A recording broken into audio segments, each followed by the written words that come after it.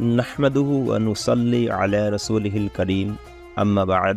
সম্মানিত সামিনে কেৰাম, আজি আমি আলোচনা কৰিবলৈ লৈছোঁ কিস্তি বা ইনষ্টলমেণ্টত কোনো বয়বস্তু কিনা বেচা কৰা বা ব্যৱসায় কৰাটো শৰীয়তৰ দৃষ্টিত কিখিনি হুকুম আহকাম আছে এই সম্পৰ্কে আলোচনা কৰিব বিচাৰিছোঁ।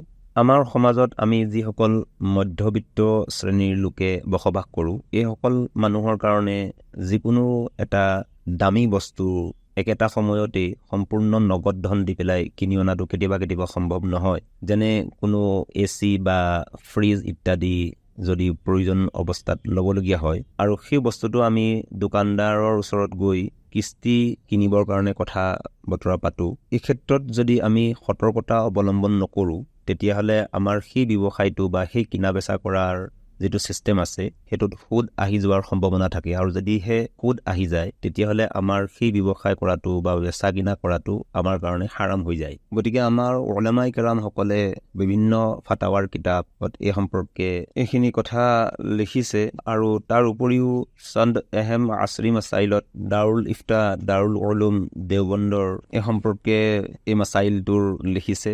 আৰু শ্বেখুল ইছলাম হজৰত মৌলানা মুফতি মুহাম্মদ তকি উছমানী চাহাব তেখেতৰ ফিকহি মকালাতত এই সম্পৰ্কে লিখিছে। এই সকলোখিনিকে সন্মুখত ৰাখি আমি ক'ব পাৰোঁ যে কিস্তিত বা ইনষ্টলমেণ্টত কোনো বস্তু কিনা বেচা কৰাটো বা ব্যৱসায় কৰাটো জাইজ হয়। আৰু যিটো আম তৌৰত বা সৰ্বসাধাৰণতে যি বস্তু নগদ মূল্যত যি কিনি অনা হয় তাতকৈ অলপ বেছি পৰিমাণৰ দাম ধৰি লৈ পেলাই দোকানদাৰৰ পৰা যিসকল গ্ৰাহক আছে সেইসকলে সেই বস্তুটো দুই পক্ষৰ ৰজামন্দি বা সন্তুষ্টিৰ ওপৰত নিৰ্ভৰ কৰি কিনা বেচা কৰা দেখা যায়। কিন্তু যদিও এই এনেকুৱা ধৰণৰ ব্যৱসায়বিলাক সহি হ'বৰ কাৰণে আৰু শৰীয়ত সন্মত হ'বৰ কাৰণে কিছুমান চৰ্তাৱলীৰ কথা উলামাই কেৰামে লিখিছে আৰু সেই চৰ্তাৱলীখিনি আমি মানি চলাটো খুবেই জৰুৰী। নহ'লে আমাৰ সেই ব্যৱসায়টোত বা এনেকুৱা ধৰণৰ ব্যৱসায়বিলাকত সুদ আহি যোৱাটো সম্ভাৱনা থাকে। চৰ্তাৱলীখিনি হ'ল যে এনেকুৱা ধৰণৰ ব্যৱসায়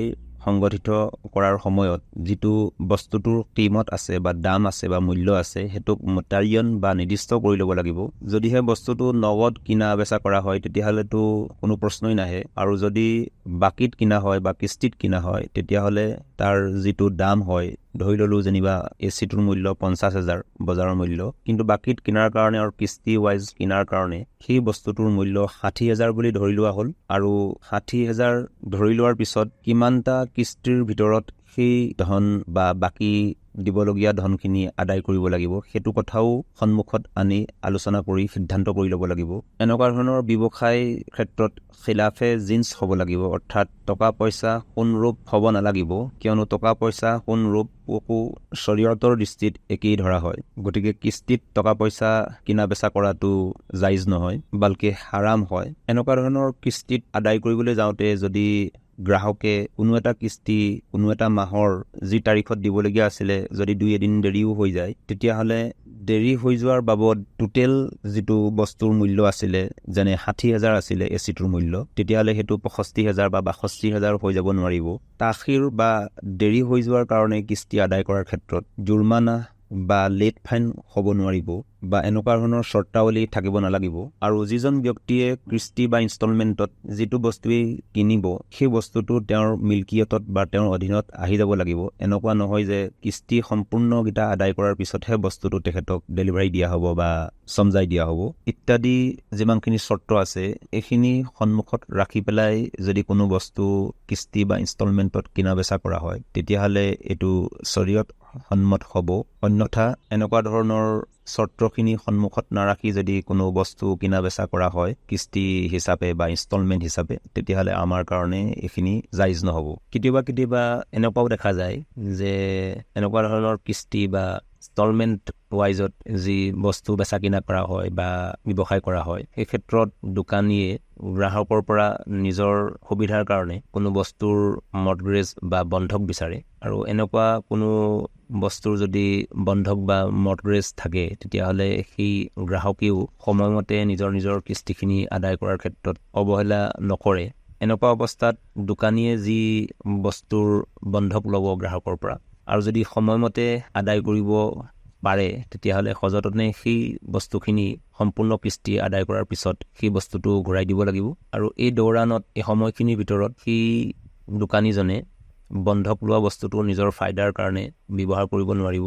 এইটো তেখেতৰ কাৰণে জাইজ নহ'ব। আৰু যদি কোনো ক্ষেত্ৰত সেই গ্ৰাহকজনে কিস্তিখিনি আদায় কৰাৰ ক্ষেত্ৰত অপৰাগ হয় বা নোৱাৰে, তেতিয়াহ'লে তেওঁৰ এনে কাৰ্যৰ বিপৰীতে দোকানীজনে যি বস্তু বন্ধকত আছিলে সেই বস্তুটো বিক্ৰী কৰি পেলাই নিজৰ যিখিনি পাবলগীয়া কিস্তি আছে সেইখিনি আদায় কৰি ল'ব পাৰিব।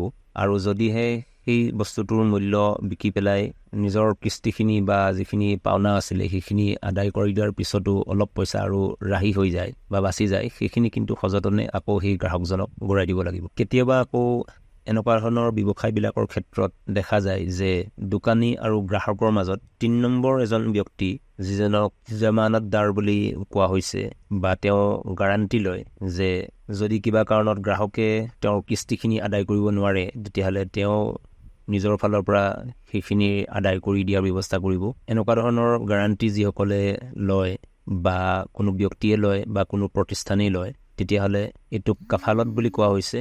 অৰ্থাৎ যিজন ব্যক্তিয়ে হওক বা যিটো প্ৰতিষ্ঠানেই হওক যদি কোনো ব্যৱসায় কৰাৰ ক্ষেত্ৰত কফিল হিচাপে মাজত থাকে, তেতিয়াহ'লে তেওঁৰ কাৰণে এইটো জাইজ নহয় যে এই ব্যৱসায়টোৰ পৰা অৰ্থাৎ গ্ৰাহকজনৰ পৰা কোনো লাভ ল'ব বা তেওঁ লাভান্বিত হ'ব। চাহে তেওঁ মুখেৰেই গাৰাণ্টি লওক বা ফাইনেন্সে কৰি পেলাই দিয়ক, উভয় অৱস্থাতেই এনেকুৱা ধৰণৰ লাভবিলাক দিয়া বা লোৱাৰ ক্ষেত্ৰত দুই পক্ষৰ কাৰণে জাইজ নহয়। সেয়েহে কোনো ব্যক্তি বা কোনো প্ৰতিষ্ঠান বা বেংক ইত্যাদিয়ে যদি কোনো বস্তু কিনি দিয়াৰ ক্ষেত্ৰত যি ফাইনেন্সৰ ব্যৱস্থা আছে, ইয়াত লাভৰ কোনো অৱকাশ থাকিব নালাগিব। সেয়েহে এনেকুৱা ব্যৱসায়বিলাক কৰিবলৈ যাওঁতে আমি মন কৰিব লাগে যে আমাৰ মাজত যি তৃতীয় পক্ষ অৰ্থাৎ কফিল থাকিব বা জামানতদাৰ থাকিব, কোনো ধৰণৰ সুদ নিদিয়াকে ব্যৱসায়টো সংগঠিত কৰিব লাগিব। অন্যথা এনেকুৱাবিলাক ব্যৱসায় কৰোঁতে যাতে দোকানদাৰৰ পৰা সুদ গ্ৰাহকে সেই বস্তুটো কিনা বেচাৰ ক্ষেত্ৰত যি নিয়ম নীতি আছে সেইখিনিক অনুসৰণ কৰি বা ফ'ল' কৰি পেলাই, অৰ্থাৎ যিখিনি চৰ্তাৱলী আছে শৰীয়তৰ দৃষ্টিত সেইখিনিক মানি লৈ পেলাই যদি কৰা যায়, তেতিয়াহ'লে এইখিনি উলামাসকলৰ নজদিক জাইজ আছে। কিন্তু মনত ৰাখিবলগীয়া কথাটো হ'ল যে কিস্তি বাঢ়ি গ'লে বা কিস্তি যদি কিবা কাৰণত কোনো মাহত যদি আদায় কৰিব নোৱাৰেও, তেতিয়াহ'লে সেই যি দাম তয় কৰি লোৱা আছিলে, অৰ্থাৎ যিটো মূল দাম আছিলে, সেই দামটো বাঢ়ি যাব নোৱাৰিব। আৰু যদিহে বাঢ়ি যায় সি সুদত পৰিণত হ'ব। সেয়েহে বস্তুটো কিনা বেচাৰ আগতেই দামটো নিৰ্দিষ্ট হ'ব লাগিব। আৰু লাগে সেইটো দাম নগদ কিনিলে যদি 50,000 হয় আৰু বাকীত বা কিস্তিত কিনাৰ কাৰণে 60,000 তয় কৰি লোৱা হ'ল, তেনে অৱস্থাটো সেই ব্যৱসায়টো শেষ নোহোৱালৈকে, অৰ্থাৎ কিস্তিখিনি আদায় কৰাৰ শেষলৈকে সেই 60,000 থাকিব, তাক আৰু বাঢ়ি যোৱাৰ ক্ষেত্ৰত কোনো অৱকাশ নাথাকিব। গতিকে আল্লাহ তাবাৰক wa তাআলা আপোনাক মোক সকলোকে যিখিনি কথা আলোচনা কৰা হ'ল এইখিনিৰ ওপৰত আমল কৰাৰ তৌফিক দান কৰক আৰু সুদৰ নিচিনা এটা ভয়ানক গুনাহৰ পৰা বাচি থকাৰ তৌফিক দান কৰক। আমিন। আসসালামু আলাইকুম ওয়া ৰাহমাতুল্লাহি ওয়া বাৰাকাতুহু।